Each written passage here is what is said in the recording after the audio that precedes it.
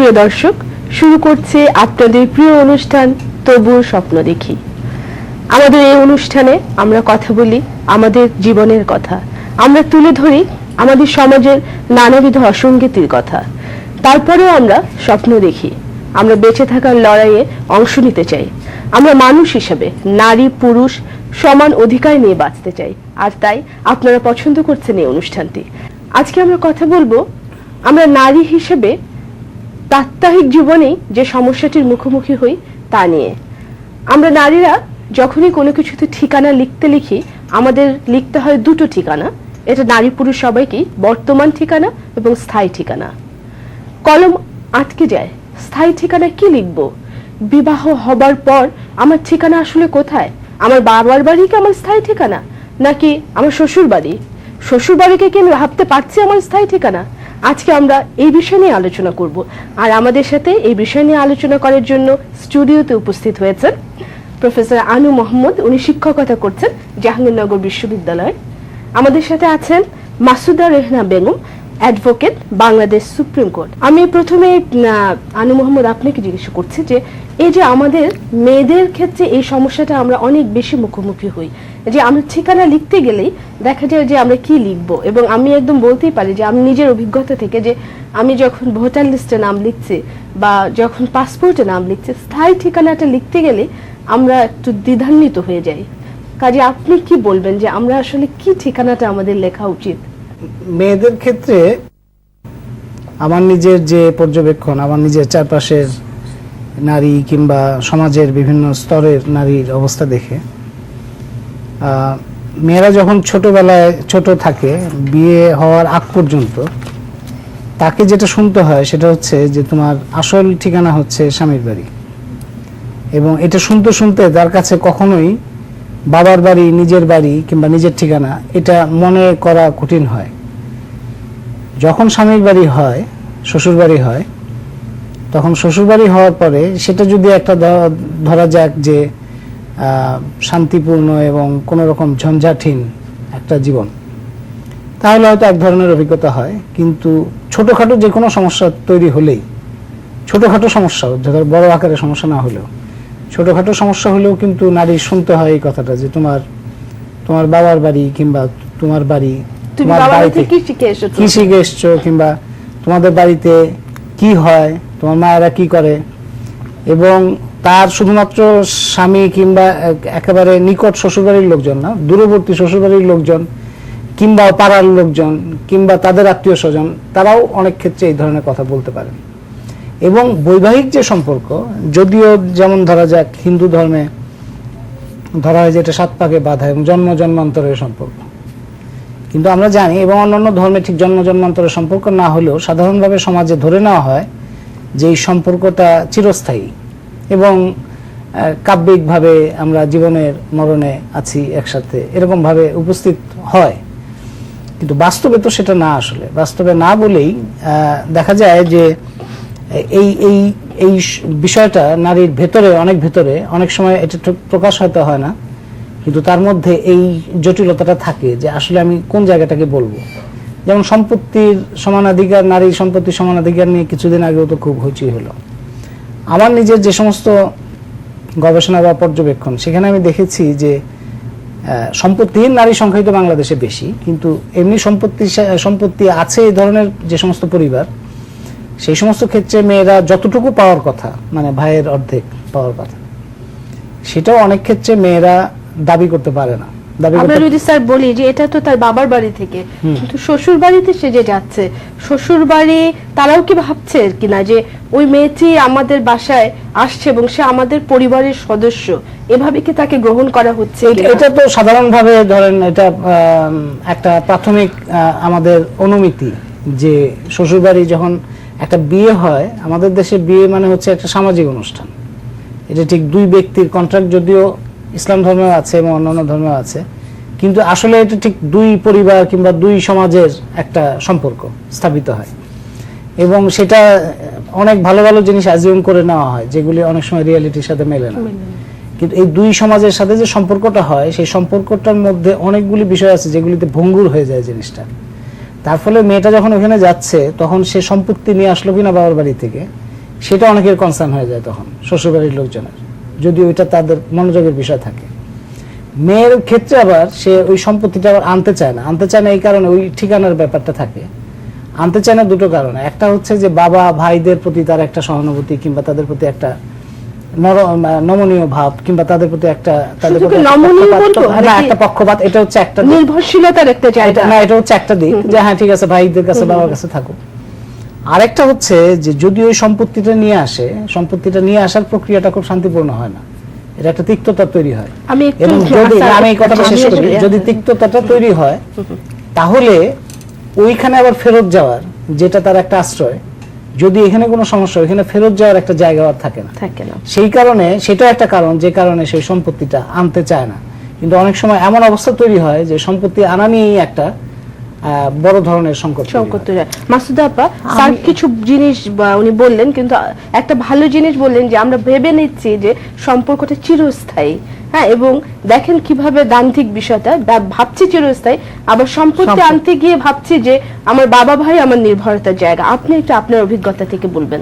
আমি নারী হিসেবে যদি চিন্তা করি তাহলে আমাকে বলতে হবে একভাবে, স্যারের সাথে আমি আনোয়ার স্যারের সাথে একটু জায়গায় আনতে চাচ্ছি। সেটা হচ্ছে যে মেয়েদের কিন্তু আসলেই কোনো ঠিকানা নেই। প্রথম ঠিকানা হচ্ছে বাবার বাড়ি, তারপরে হচ্ছে স্বামীর বাড়ি, তারপরে হচ্ছে ছেলের বাড়ি।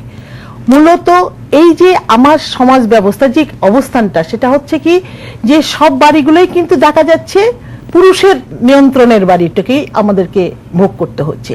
এবং আমি যখন বড় হই, বাবার কাছে বড় হই, খবরদার তুমি কিন্তু মেয়ে মানুষ, তোমাকে কিন্তু সকল ক্ষেত্রে ছেলেদের মতো হওয়া যাবে না।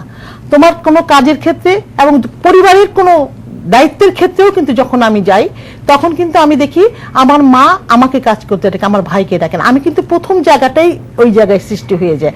এবং যেতে যেতে যখন আমাকে একটা যেটা কথা বলতে কিছুক্ষণ আগে আমরা আলাপ করছিলাম যে মেয়েরা যখন পরিবারে আসে একটা ফুলের মতো মেয়েকে তৈরি করে আর এক বাড়িতে রক্ষণাবেক্ষণের দায়িত্ব দেওয়া হয় মেয়েকে, ফুলটাকে পরের বাড়িতে দেওয়া হয়। কিন্তু সেই জায়গাটাতে যখন আমি গেলাম সেখানেও কিন্তু একজন মা থাকে, সে কিন্তু তাকে আপন করে যাচ্ছেন। ফুল বলতে আপনি বুঝে যাচ্ছেন যে তাকে শুধুমাত্র এখানে করে দায়িত্ব দেওয়া হয় না, তাকে তৈরি করা আরেকবারের সৌন্দর্য বৃদ্ধির জন্য, আরেকবারের সৌন্দর্য বৃদ্ধির জন্য।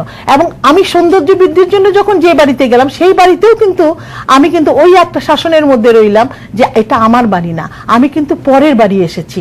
আমাকে মা হিসাবে আমার শাশুড়ি আমাকে দেখতে পারে না, আমিও কিন্তু শাশুড়িকে মা হিসেবে ভাবতে পারি না। কারণ মার বাড়িতে আমি যা করি বাবার বাড়িতে শ্বশুর বাড়িতে আমি সেই একইভাবে আচরণ করতে পারি না, কেন সেখানে কিছু অনুশাসন থেকে যায়, কিছু বাধা থেকে যায়, তার মধ্যে দৃষ্টিভঙ্গি কিছু জায়গাটা থেকে যায়। বাধাও না, এটা হতে পারে যে দুটো পরিবারের দৃষ্টিভঙ্গি ভিন্ন হতেই পারে। হ্যাঁ, ভিন্ন আচরণ। আমি ছাড়াও একজন নারী যখন আরেক জায়গায় যাচ্ছে তখন তো তাকে বেশ কিছু নিয়ম নীতি এবং তার একটা স্ত্রী বা ছেলের বউ কি ভাবমূর্তি নিয়ে কোড অফ কন্ডাক্ট থাকে।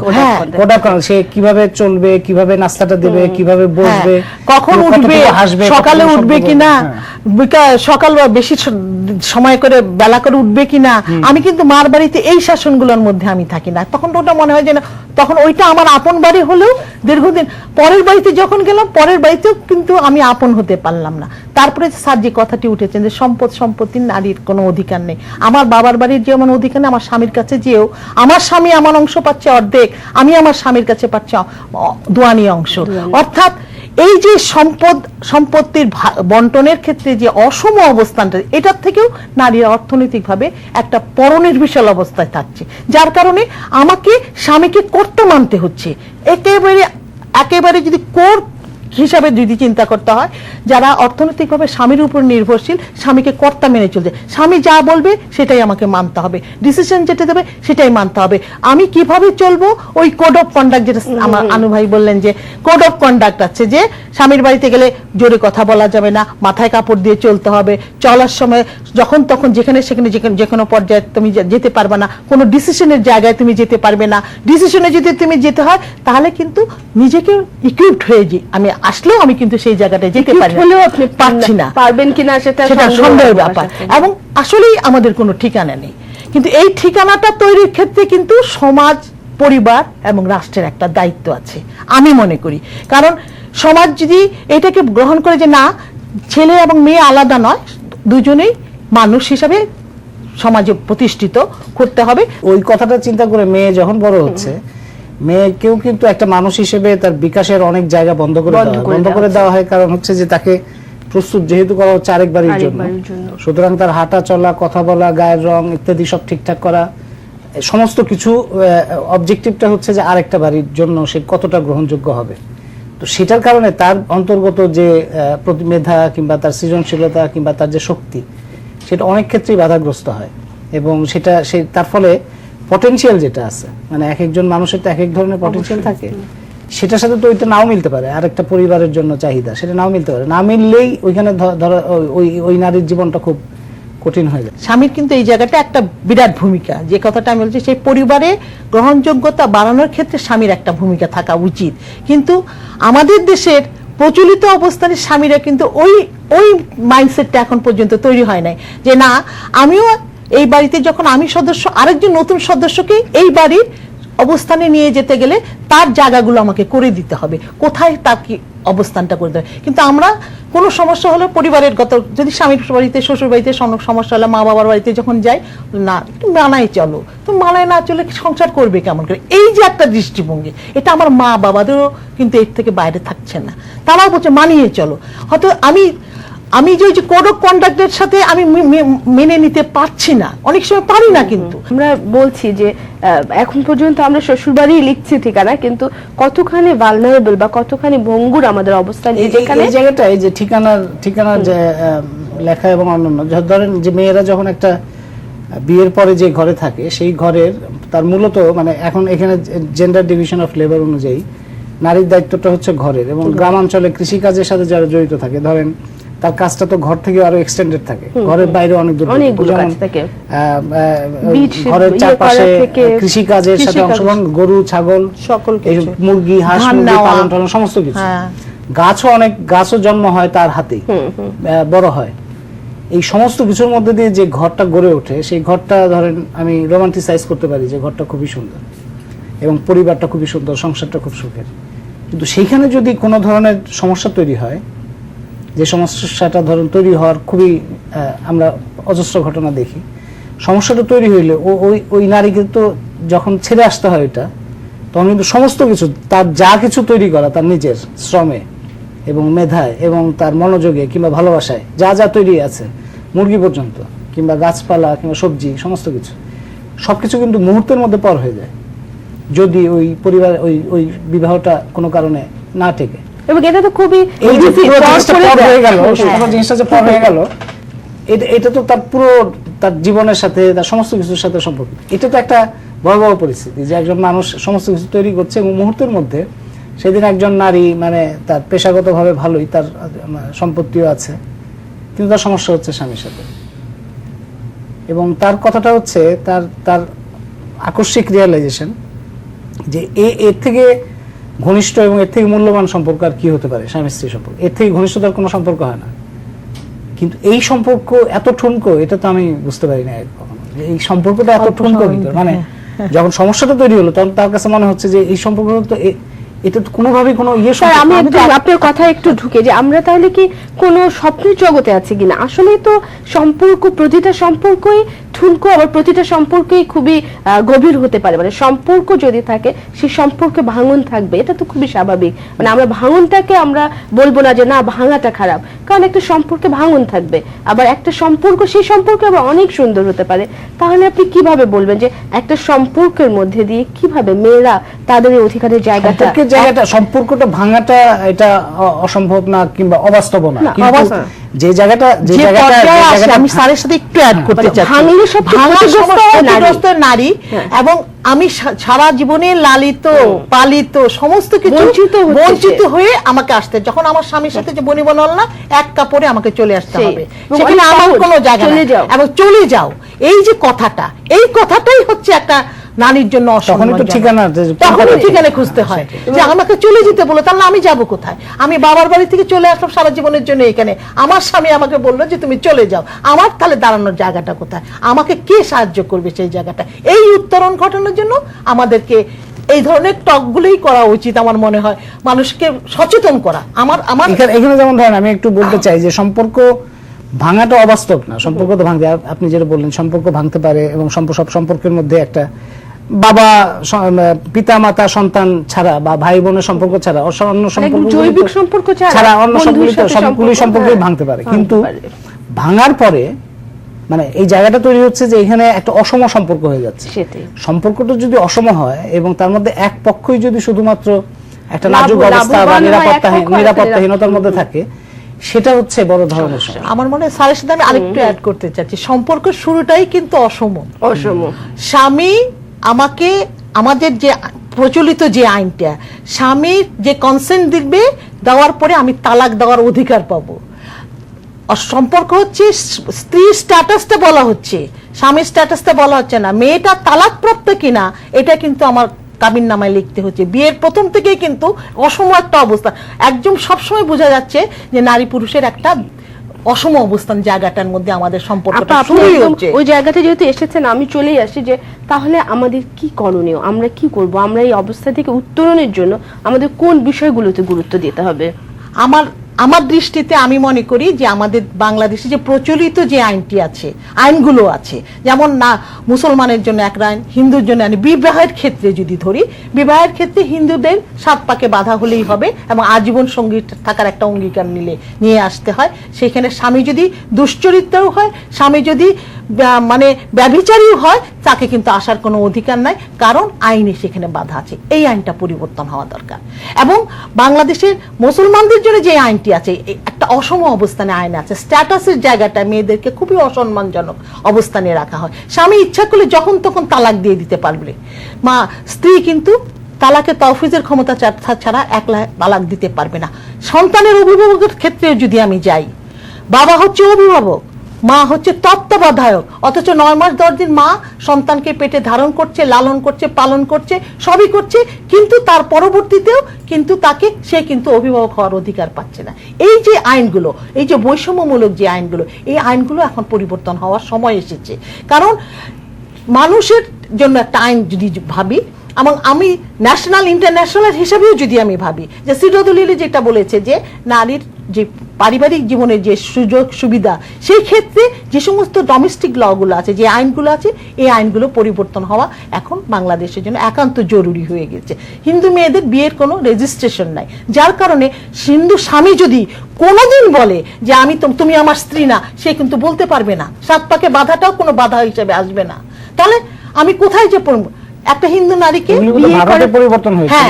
বাংলাদেশে এখন পর্যন্ত হয়। এই পরিবর্তনগুলো আনতে হবে, এই আইনগুলো পরিবর্তন আনতে হবে। আমি রেজিস্ট্রেশন মাস্ট, যার যার ধর্ম অনুযায়ী।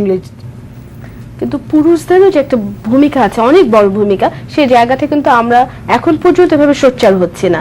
মানে নারী যেহেতু এই সমস্যাগুলো ফেস করে, নারীকেই বলছি যে তুমি এই সমস্যাগুলো উত্তরণ ঘটাও। কিন্তু আপনি অনেক ভালো একটি কথা বললেন যে পুরুষ যদি বুঝতে পারে যে সম্পর্ক সম অধিকার বা সমমর্যাদার সম্পর্ক নিজের জন্য অনেক বেশি প্রয়োজন। আমরা খুবই মানে এটা বলবো যে খুবই গুরুত্বপূর্ণ একটি জায়গায় আসতে পেরেছে, এবং আমরা কিছু বিষয় নিয়ে আসলাম যে আমাদের এই জিনিসগুলো গুরুত্বপূর্ণ, এবং আইনের বিষয়টা ঠিক আছে।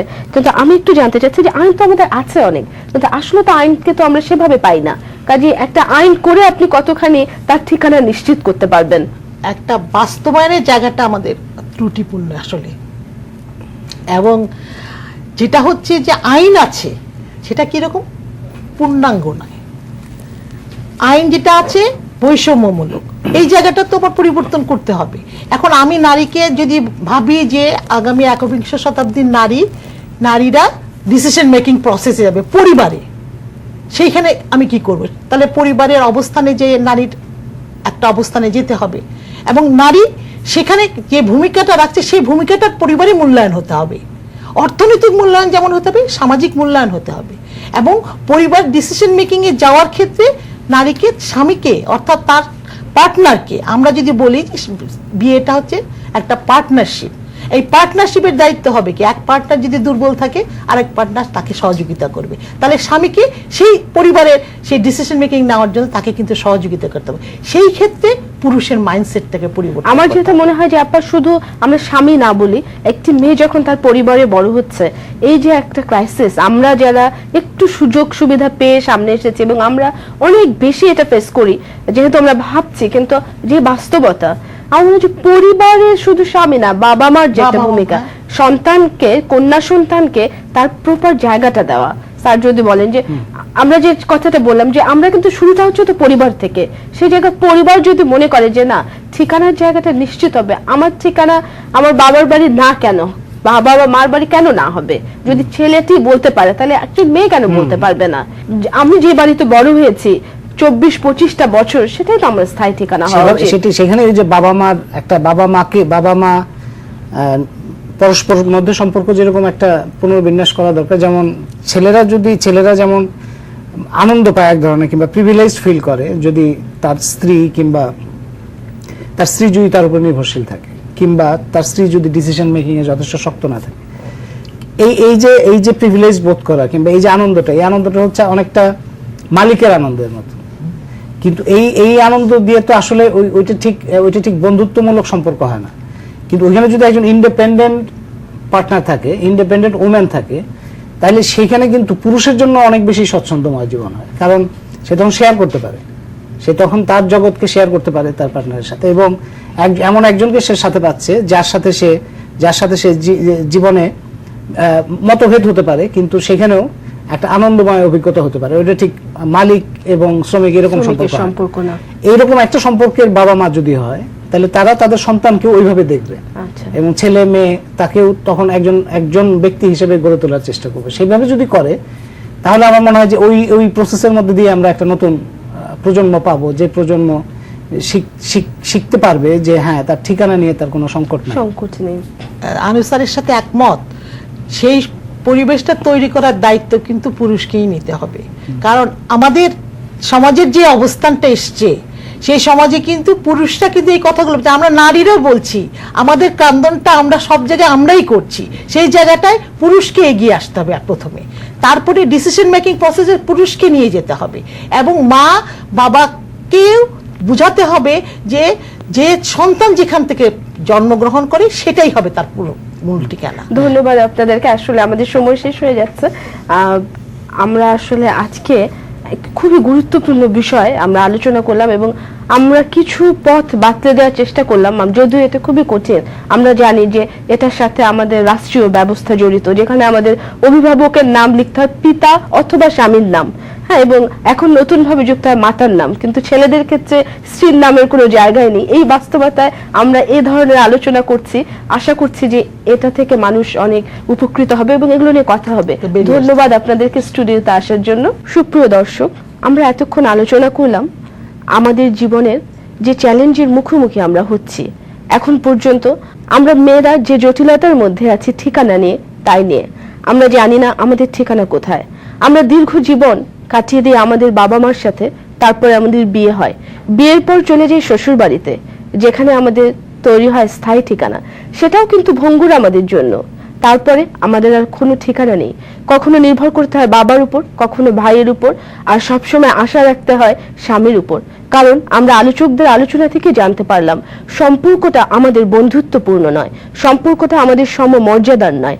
আমরা পুরুষরা যেমন বুঝতে পারি না যে আমরা যদি একজন বন্ধুকে পাই স্ত্রী হিসেবে, তাহলে আমাদের সম্পর্ক হতে পারে অনেক সুন্দর, এবং আমরা আমাদের সন্তানকে শেখাতে পারি কিভাবে আমরা এই ঠিকানা রক্ষার যে এক জটিলতার মধ্যে আমরা আছি, কিভাবে তা উত্তরণ করতে পারবো।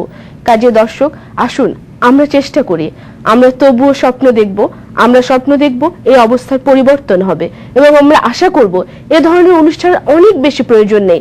আমরা কথা বলবো, কিন্তু আর কিছুদিনের মধ্যে আমরা মেয়েরা বলতে পারবো আমাদের ঠিকানা কোথায়, আমরা বলতে পারবো আমরা যেখানে বড় হয়েছি সেটাই আমাদের ঠিকানা। কখনোই জায়গা বদল বা বিয়ের মতো সামাজিক সম্পর্কের মধ্যে দিয়ে আমাদের ঠিকানা পরিবর্তিত হবে না। ধন্যবাদ আপনাদেরকে।